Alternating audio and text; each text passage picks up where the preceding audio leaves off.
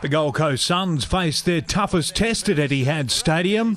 They'd struggled to compete with their inspirational skipper Gary Ablett, but just how they'd fare without the game's best player and the bookies running for cover. North Melbourne immediately on the scoreboard through McIntosh. This is perfect, isn't it? Just perfect. Carmichael Hunt would make more than an impression on Luke Delaney, shining a light on life without their injured superstar. Brent Harvey with plenty of room to move. He had a little glance inside, had a longer look at the goals. The Suns would get there first through Sam Day and would throw themselves into the contest. Yeah, all good, solid elbow. Shaw would gamely continue, but they'd eventually drag him up the tunnel to get patched up as the Suns began to burn a little brighter. And his recovery was unbelievable. He was too quick for his own teammate, Matera. So he said, I'm going to go on my own. You can't help me. I'll do it on my own.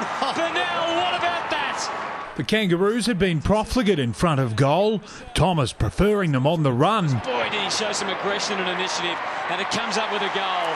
They take a 16-point lead into quarter time and extend it immediately. And Petrie was able to enter the fray and hook it around the corner for an opening goal.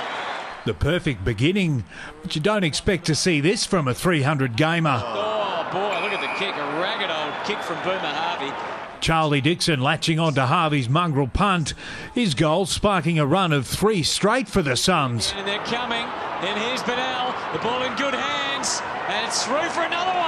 What momentum for Gold Coast have established now. Aaron Edwards would chip in with a settler for North Melbourne, but the Suns would keep coming. And Oz goes back and does what he has to do. The Kangaroos needed something special, and Kieran Harper would provide. With him shotgun, brilliant tap, and Harper can stroll into goal, and boy, North needed that. But yet again, the Suns would respond, converting all forward 50 entries. Dixon would kick his second before Bennell turned provider. Just gallops through the centre, goes to the one-on-one. Nice move, Lynch. Lynch marking in front and delivering the lead. Convincing. Thomas snatching the lead back with a signature goal on the run. But something was brewing at Etihad for the Suns. Smith and Swallow, another opening, another goal. The Suns taking a 1-point lead into half-time, but the Kangaroos would bounce straight out of the break. And North mean business at the start of the quarter. Carmichael Hunt was still proving tough to swallow, but North were doing their damage on the scoreboard. A decent run there from McMillan, who's landed a big blow. The Suns unravelling, the Kangaroos stamping their dominance on the third quarter. That's more like it for North. Edwards back on target.